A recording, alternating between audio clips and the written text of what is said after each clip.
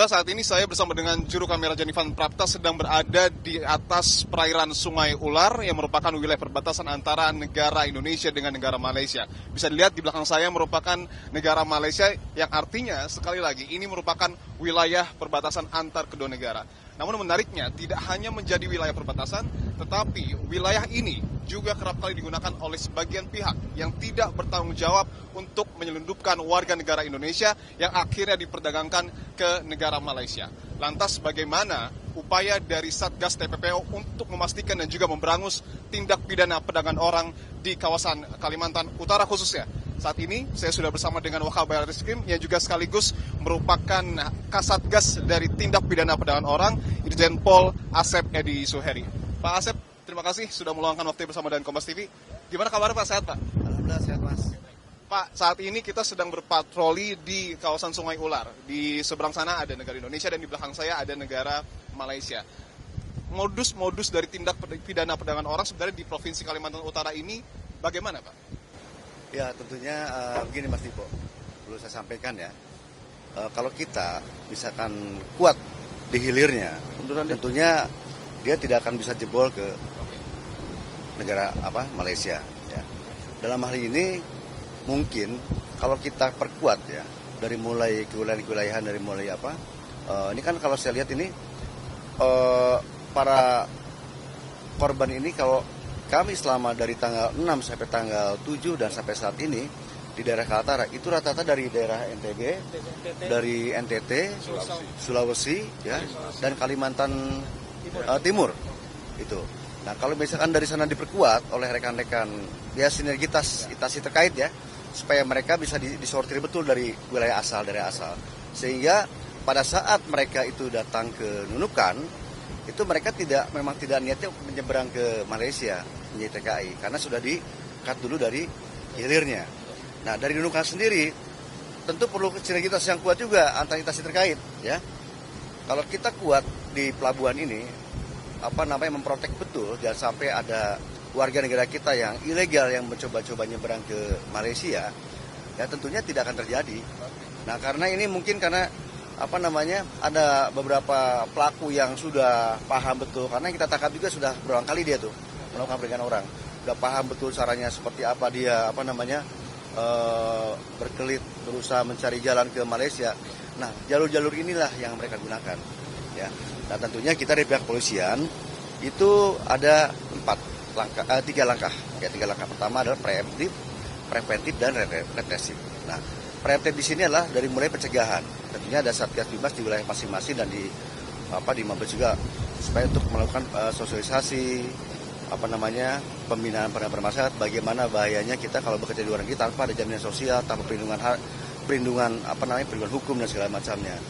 Dan preventifnya mungkin dengan saat ini kita patroli ya Polair dari Sabara juga bisa kalau daerah daratan, kalau bisa daerah perairan ini dan patroli Polair bisa untuk melakukan pencegahan kepada kapal-kapal yang sedang menuju ke arah-arah perbatasan ini.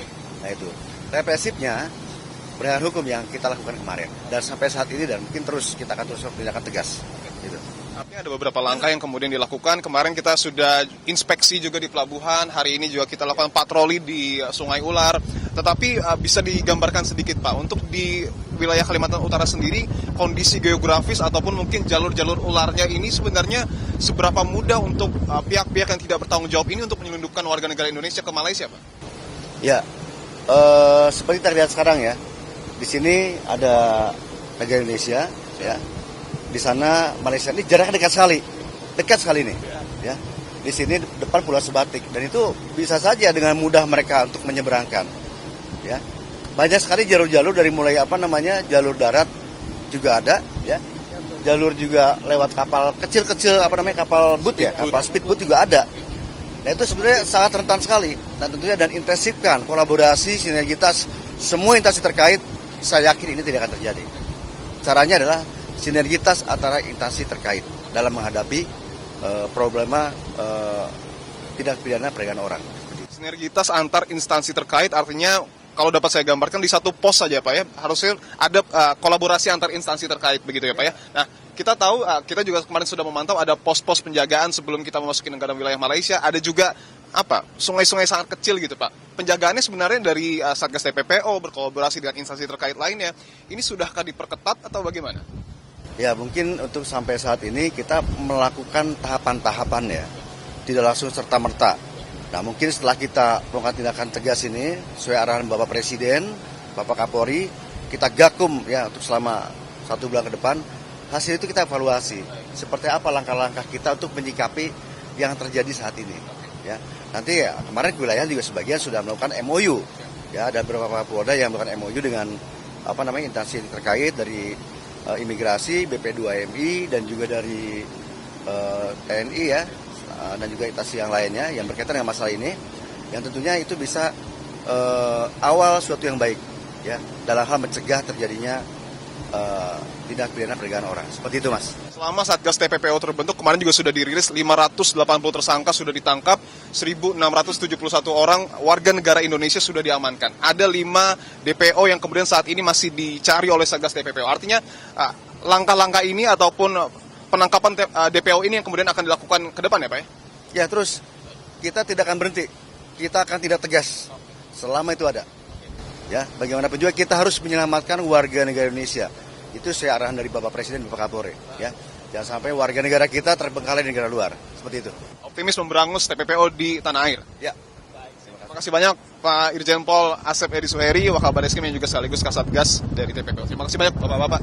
Itu tadi saudara perbincangan kami dengan Kasatgas TPPO yang juga merupakan Wakabadeskrim. Kita tahu bahwa wilayah Indonesia 70%-nya adalah laut, artinya ini juga menjadi tantangan tersendiri bagi pemerintah maupun bagi aparat terkait untuk betul-betul memastikan tidak ada perilaku ataupun hal-hal menyelundupkan warga negara Indonesia ke negara lain. Tentu kesadaran masyarakat juga penting untuk terus ditingkatkan agar tidak mudah tergiur oleh godaan dari pihak-pihak yang tidak bertanggung jawab yang menawarkan iming-iming gaji besar tetapi bekerja secara ilegal di negara orang. Di Pondok Bahagia, Janifan Prapta, Kompas TV, Kalimantan Utara.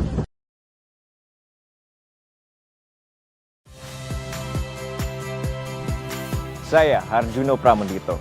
Saksikan program-program Kompas TV melalui siaran digital, pay TV, dan media streaming lainnya. Kompas TV, independen, terpercaya.